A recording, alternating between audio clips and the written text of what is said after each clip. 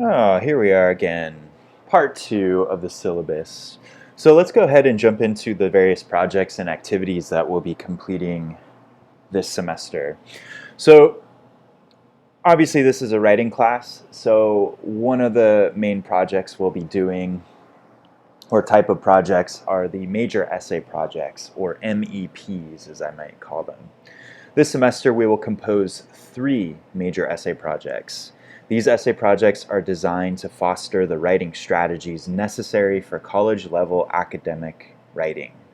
Students will write multiple drafts of each essay, cultivating an understanding that writing essays is an involved endeavor, requiring work, time, making choices, and taking risks.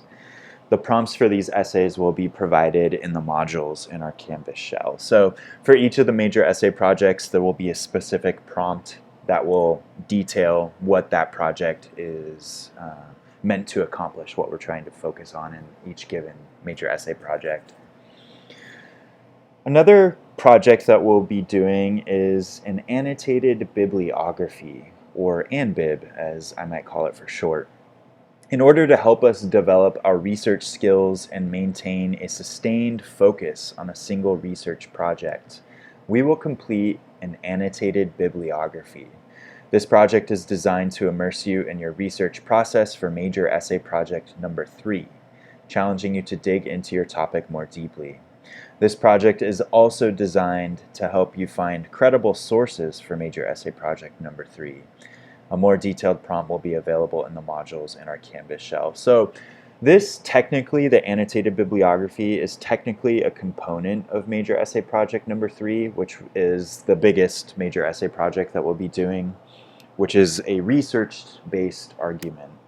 And so the annotated bibliography is designed to help us immerse ourselves in that research for that essay. If you've never heard of this, you're not sure what an annotated bibliography is, don't worry, we'll be focusing on that when the time comes. I'll show you examples, we'll break it down, so you'll feel more confident in completing an annotated bibliography. Discussion posts. As a part of our approach to cultivating good creative habits, we will regularly participate in writing and research activities to be posted in our discussion boards.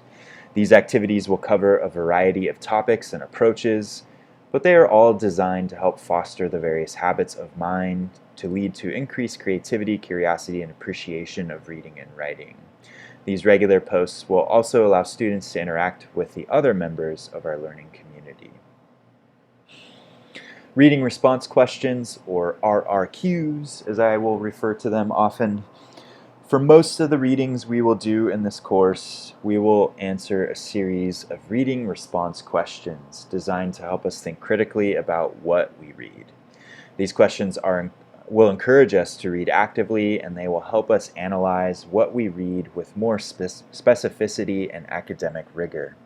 Each set of reading response questions will be submitted in the modules in our Canvas shell.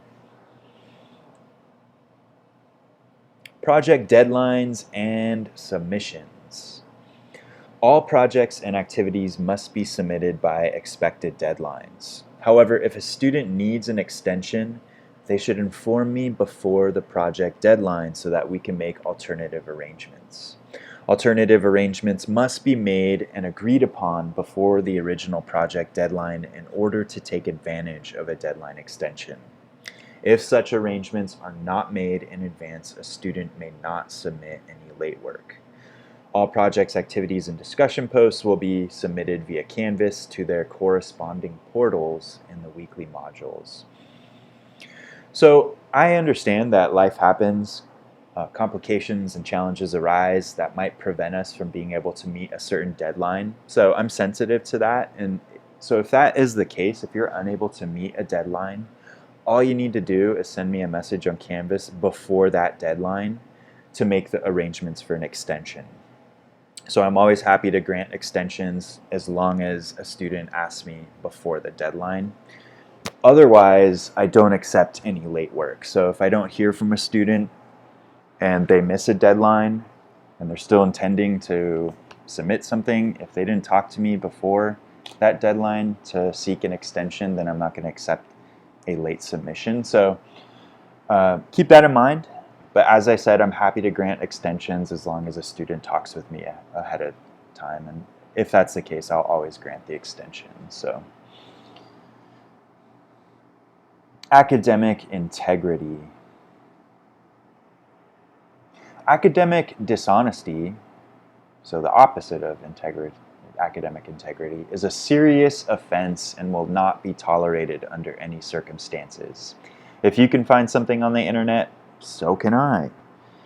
If you're suspected of academic dishonesty, you'll not only break my heart, injure my faith in humanity, and make me doubt my mission as an educator. In other words, my life's work. You'll receive disciplinary action. This can result in the immediate failure of the project, this course, probationary action, and/or expulsion from the college. It's not worth it. So everybody here is trying to accomplish a specific goal. You're all in college for a reason, right? You set out to reach a particular goal, and college is the avenue that you've selected to do that. And that's really honorable. So just honor that honorable choice and just know that it's not worth it to endanger your ability to reach your goals by being academically dishonest.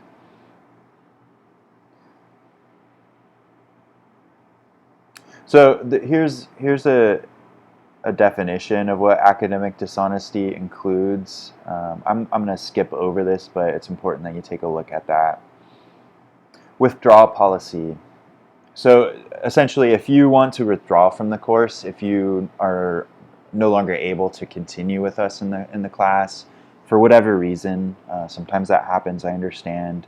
It's your responsibility to withdraw from the course. Don't just stop participating and expect to and just remain on the roster, because by the end of the semester, if that's the case, I need to enter a final grade. And so a student who stopped participating because they are unable to continue the course but still remains on the roster is going to earn a failing grade in the course, and we don't want that. So if you can no longer continue the class, go ahead and withdraw. You can check this link out for that process. Special conditions and accommodations. If you have a disability that requires special accommodations, please contact me within the first week of class to arrange such accommodations. In addition, for information regarding the services available to you as a student with disabilities, you should contact Student Accessibility Services, or SAS. For information or an appointment, call that number there, the extension's there. So if this applies to you, please let me know. Send me a message on Canvas the first week of class so that we can get those accommodations underway, because I want to make sure that everybody's able to learn as effectively as they can in our course. So again, if this applies to you, just let me know so that we can take care of that. Additionally, if you anticipate any challenges or obstacles to your success in our course, conditions such as parental or work responsibilities, planned vacations or doctor appointments, difficulties completing certain projects by posted deadlines, please let me know as soon as possible. I understand that life presents us with certain challenges, and sometimes we need to make alternative arrangements. In these cases, I'm happy to try to work with you if you communicate with me up front. So again, I understand that life is complicated and challenges do arise and emergencies happen. So if this applies to you, if you anticipate any challenges that you might face this semester that would interfere with your ability to succeed in the course, let me know. Bottom line is just to communicate with me, and I'm happy to work with students, and we can make alternative arrangements for certain things if this applies to you. So just let me know, send me a message on Canvas, we can talk about it. Student services and resources. So I've included some links, important links to various services that you might need or resources that you might need this semester. Academic counseling, the bookstore, distance education. So this applies to us in an online environment, so that's important.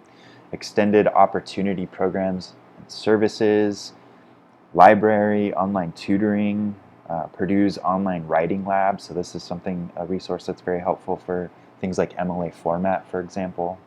Student accessibility services, so we just talked about that a moment ago, and student online services. So just know that this is a list of various resources and services that you might need to access this semester, so you can go here to find that. All right, finally, we have our grading system. To shift the attention away from grades or points, the result, and onto learning and becoming better writers and students, the process, we will not use a traditional grading system in our course. Instead of receiving points or letter grades on projects, students will receive a note of exceptional, ready, or revise, not ready yet. In all cases, except for major essay project number 3, students can revise completed projects if they wish to improve their quality or effectiveness. However, if a student receives a note of revise, they must revise, so it's not an option in that case, using their own discretion as a writer, my feedback and/or feedback provided by tutors or other readers to make these revisions. Because the college requires that I enter final grades at the end of the semester, the effectiveness of a student's work throughout the semester will translate into final letter grades at the end of the semester. While we will not be using a traditional grading system or points, you should be able to keep track of your progress throughout the semester by using the grade and project breakdown. So the grade and project breakdown is a separate document that you can find in the week 1 module. It's actually listed underneath the syllabus in the first week's module. I have another video where I explain the grade and project breakdown. So it's really important that you not only take a look at that document, but also watch the video where I'll explain what it all means. So this is my effort to shift the focus away from letter grades, basically the reward, the result of something, and onto that process of actually becoming better writers and students and thinkers, right? That's really what we should be focused on in college, or just education in a broad sense. Not so much on the result, like the grade, whether or not we pass, which, yes, arguably is very important, but that's not more important than actually learning, right? The journey. So this is my method of shifting that focus away from the end result, the points, the grade, and onto the process of becoming a better writer. Overall, my students like this system, even though it is a little bit challenging at first to get the hang of, just because it's so different. Most of us, if not all of us, have grown quite used to the idea of grades in school, for better or for worse, and so a lot of times we just fixate on that end result and don't really care if we learn anything along the way, and that's kind of antithetical to the whole mission of college, right? So join me in this journey of becoming better writers and thinkers and focus more on that process. I'm going to be your guide along the way. You still will be able to keep track of how you're doing in the course, and I will be open with you and willing to talk with you about your progress. But for a more detailed breakdown of what that means, go ahead and check out the grade and project breakdown document and watch the video. All right, well, I'll see you all in that video. If you have any questions about any of the policies or protocols I talked about in these 2 syllabus videos, just send me a message on Canvas and we can talk about it. Or drop into our virtual office hours, Tuesdays from 1 to 2. All right, everyone. I'll see you later.